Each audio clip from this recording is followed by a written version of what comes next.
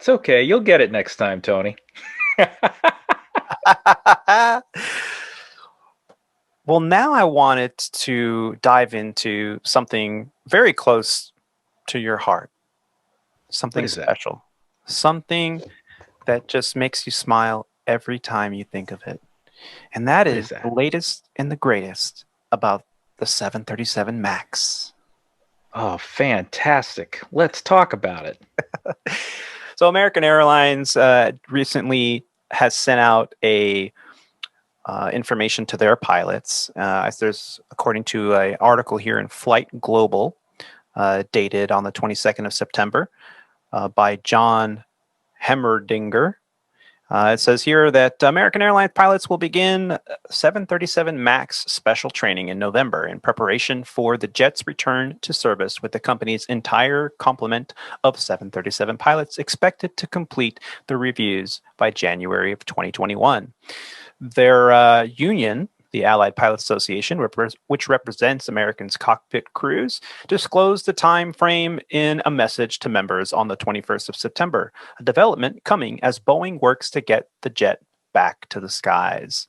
Now, the 737, as most of our viewers and most of the people in America were bombarded with this information prior to the pandemic. This was big. It really affected Boeing.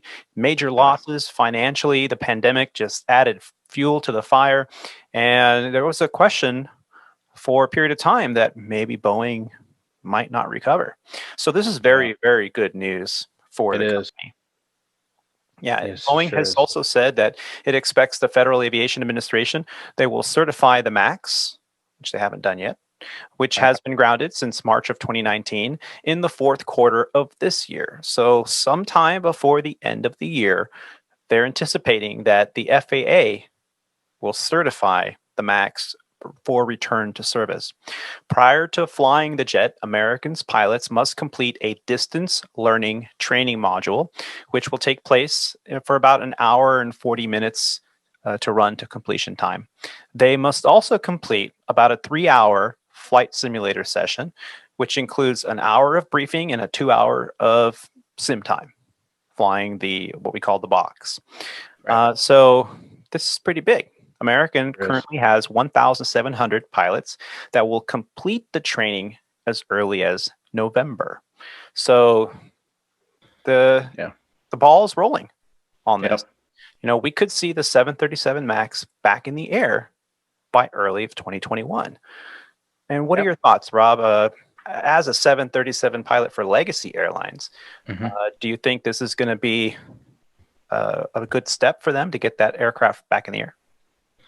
Well, no doubt. No doubt. I think it's, obviously long awaited, long anticipated, highly scrutinized. Max is, I believe it's ready to return to service. I feel that this airplane is going to be the safest airplane in the skies after everything it's been through with the regulators, the FAA, Boeing, all the people scrutinizing the company, the management, the software, the engineers, everything.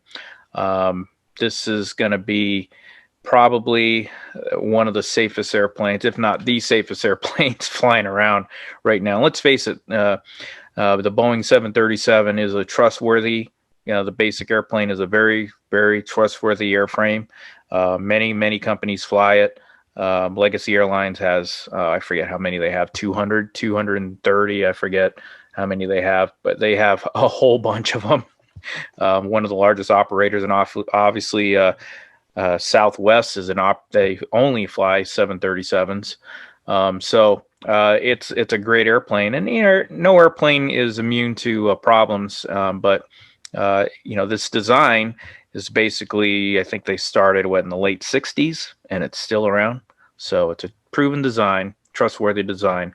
With all that being said, I think it's ready to go. Honestly, to be fully honest, though, being the pilot that I've flown the Max when it first came out, and I really enjoyed it. I thought it was a great flying airplane. Of course, knowing now what was wrong with the airplane, I feel that, obviously it needed some modifications and fixing, and looks like it's gone through that process and then some. And so I'm looking forward to getting in the plane again and flying it again. It's a great flying airplane. It flies really well, and I think that it remains to be seen what they're going to teach us in the training. So I'm looking forward to seeing that. I think they're probably obviously going to talk about the what happened in the two previous accidents, and what was the problem and what the fix was, and what are the changes to the how do we operate the airplane with these changes. So it'd be pretty neat to see that. We will be able to test those out ourselves in the simulator, and I would imagine a majority of the sim time will be spent learning how to deal with those situations that have been a problem for the Max in the past. So the airplane, the Max, is fundamentally the same as all the other airplanes, with the exception of some of this flight computer software in it. So we'll be definitely learning the new changes and how their checklists and policies and procedures will address the new operation of the airplane. So it's going to be fun. I can't wait to fly it again. It's a good airplane. It really is. And it's a shame that they've had to, park them for, I guess, 2 years? Yeah, it's been a long time. Yeah. And it's really meant to take over to help retire some of the older aircraft that have a lot of little time on the airframe. So the sooner they get this thing rolling, the better it's going to be for the companies that are flying it, both here in the U.S. and overseas. Yeah. And as we're sitting here talking about this, we've had some late breaking news. What? Nice. That's right. As we're sitting here talking, Legacy Airlines has sent out an email to all of their pilots indicating that the 737 MAX 8 update indicates that on September 21st, the FAA closed the public comment period on the MAX return to service, Notice of Proposed Rulemaking, the NPRM, because we need more acronyms. We must have more acronyms. We need that. One of the items outlined in the NPRM is to revise the existing airplane's flight manual, or the AFM. And they're going to do that and incorporate news and revised flight crew procedures. The FAA must still address all the comments prior to release of the final AD, Airworthiness Directive, expected in October. So all right, you could potentially see an AD on this aircraft in October.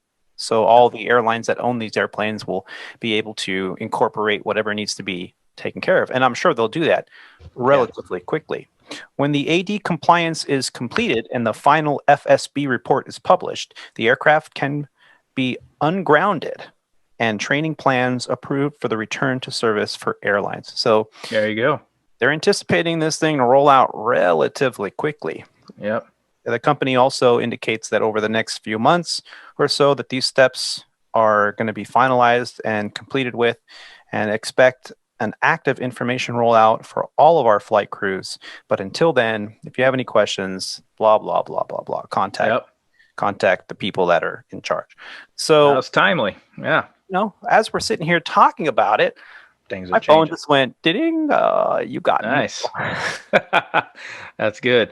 Yeah, I like I just said, it's highly anticipated. Every 737 pilot that I talk to, they look forward to flying the plane again. Nobody's afraid to fly it. The pilots that have flown the airplane love it. The pilots that have flown the Max love it. It's a nice improvement from, like you said, the older 737s. The screens are more easier to look at. They still provide the same information as the other airplanes do. Just the original the 737s that we fly now, they have 6 screens on them, and the Max, I believe it only has 3 of them. So 3 big screens, big ones. Yeah. Yep, 3 big ones. And so all the information that was on the 6 LCD screens are now presented on the 3 I think they're LED screens now. So instead of LCD, they're LEDs. So they're. Did you get the new touchscreen ones? No, I wish we did. That'd be nice. Highly push it for that, because anytime I get in an airplane, every single monitor has fingerprints all over them. Why is that? Right? Nuts, man. Yeah, I know. Doesn't that drive you nuts? And and then when the sun hits it just right, you get that glare and the smudgy fingerprints, and you just can't see anything. Yeah. You know what it is. Yeah. So they go, "What's it doing? Look, right there." Yeah, right there. Right there. They get the big oil array around the thing. You got to push it harder to see. Oh, look, colors. Personally, I think it's maintenance technicians. They come in and go, "Well, we're looking for 8 quarts. Let me put my finger on it until it gets." What? Yep.